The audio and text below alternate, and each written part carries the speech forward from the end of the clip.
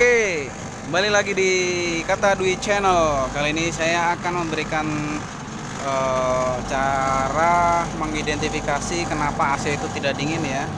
Kebetulan ini salah satunya adalah refrigerant low. Nah, untuk tipe AC konvensional, mau refrigerant kosong pun AC tetap akan nyala. Ini kelemahannya. Tapi tidak berlaku untuk AC-AC yang model sekarang ya. Nah, ini kenapa saya katakan low? Saya sudah cek indoornya tadi, memang tidak dingin. Kemudian di sini ada salah satu kriterianya adalah pipa discharge. Ini pipa discharge, ini suction. Pipa keluaran kompresor ini setelah kapiler, ini nanti lama-lama akan freezing, menjadi es ya, bunga es. Itu tandanya tekanan freonnya atau tekanan fluidanya kurang, tidak sesuai dengan parameter. Untuk AC di sini speknya adalah masih menggunakan AC konvensional L22. Ini 9000 BTU, tekanan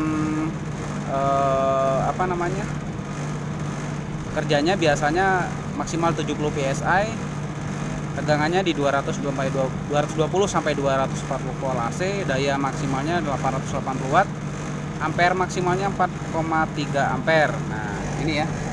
Ini dingin, nanti lama-lama akan freezing. Kemudian yang kedua adalah indikasinya adalah ampere. Ampere ini adalah current.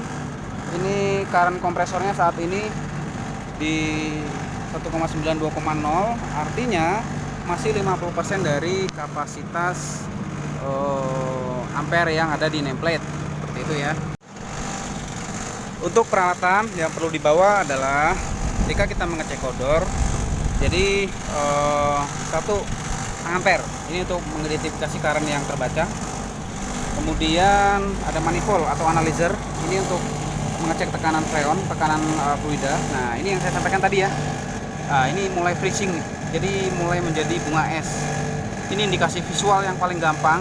Ketika pipa discharge terjadi bunga es, itu freon low. Kemudian ada tabung refrigeran, kucing grease, isolasi. Ini pendiagnosa paling simple, air sabun. Siapa tahu ada kebocoran. Kemudian test pen, tang jika diperlukan, obeng juga. Nah, ini sudah teridentifikasi ya.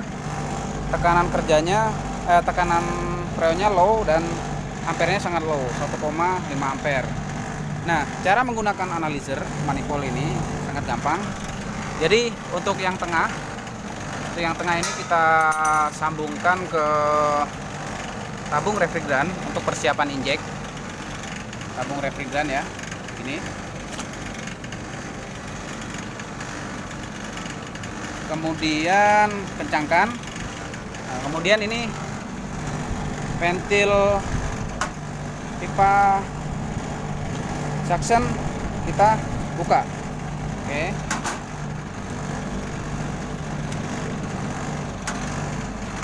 Kita buka. Kemudian ini nipple kontrolnya juga kita buka.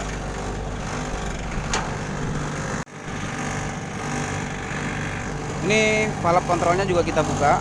Ini untuk mengontrol discharge dan suction. Kita identifikasi dulu nanti ya. Tapi ini karena sudah freezing, kita injek freon aja. Nanti identifikasi kebocorannya setelah ini. Oke. Kalau melihat gejalanya, sepertinya ada kebocoran di ventil nih, ada oli.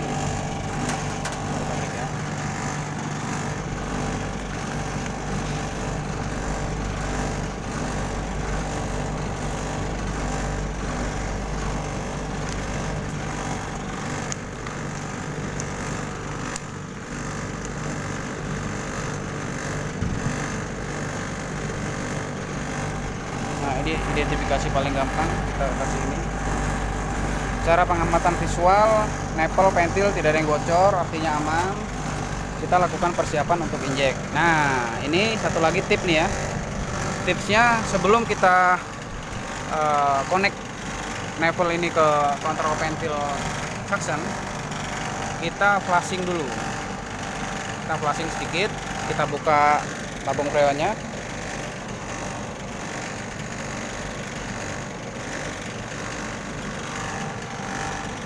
Coba tabung freon,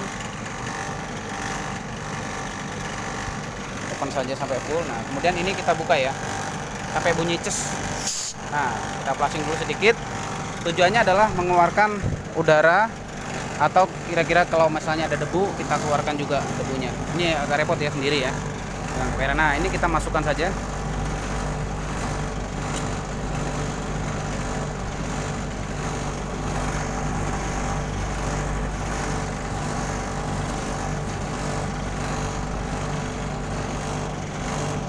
Tekanannya saat ini terbaca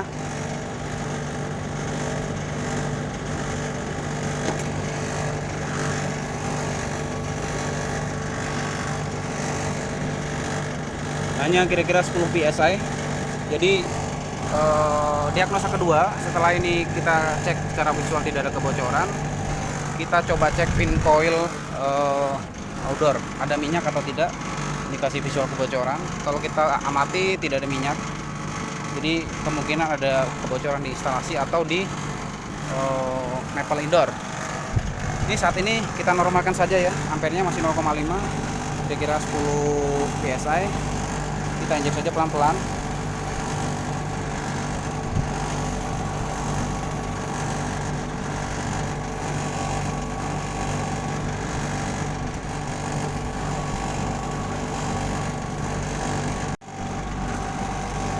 Oke, ini sudah 2,7 ampere.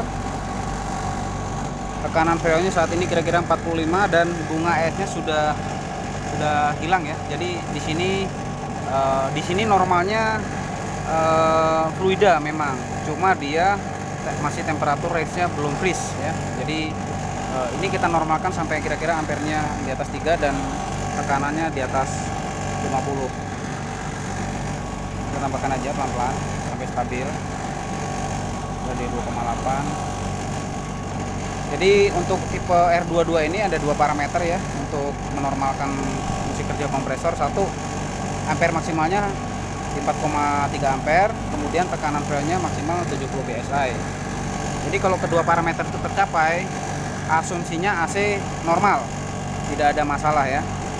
Ini mohon maaf ya, noise ini kemungkinan mounting kompresornya sudah kena, jadi harus diganti. Nah ini sudah mulai 2,9 di 50 psi, 3,0.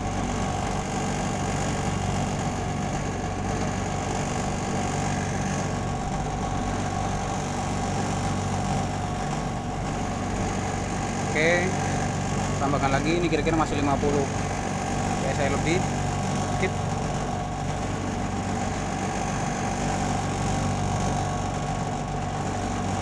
Oke, kita tambahkan pelan-pelan 3,1 3,2 sudah di kira-kira 55 psi. Kita tunggu sebentar, kira-kira dia naik 3,1 2 ya. Ini bunga esnya freeze-nya sudah hilang ya, jadi kerja kompresnya sudah normal. Tinggal kita normalkan saja secara tekanan. Nah ini 3,3 kira-kira di 55 psi.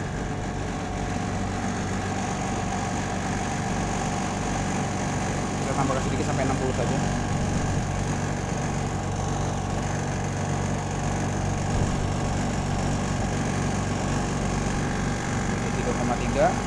PSI. Ini tidak berlaku jika AC teman-teman tipe refrigerannya beda ya, karena saat ini yang R22 ini yang beredar di pasaran untuk tipe residensial itu AC dengan tekanan kerja paling rendah.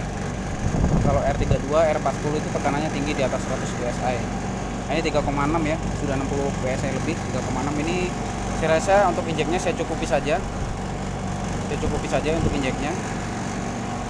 Nah kemudian kita kembalikan lagi ya,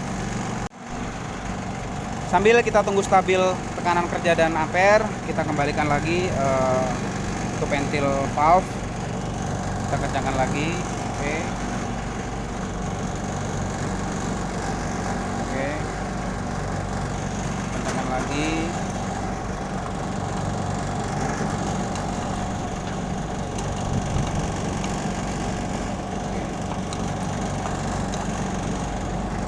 Ya, untuk monitoring kita standby dulu, kita lihat sampai 5 menit ke depan apakah stabil. Kalau stabil kita boleh rilis, kita nyatakan AC dalam performance baik. Oke, begitu ya teman-teman ya, cara identifikasi kenapa AC tidak dingin. Ketika masalahnya di odor, salah satu pre-checknya adalah seperti itu, dan kita harus melakukan tindakan.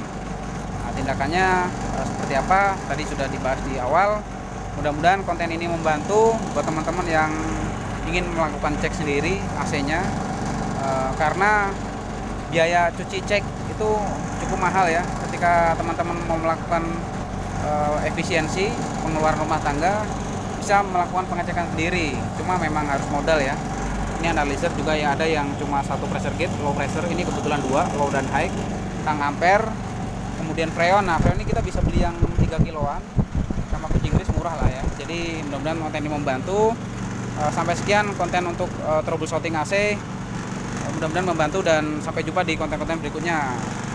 Salam teknik.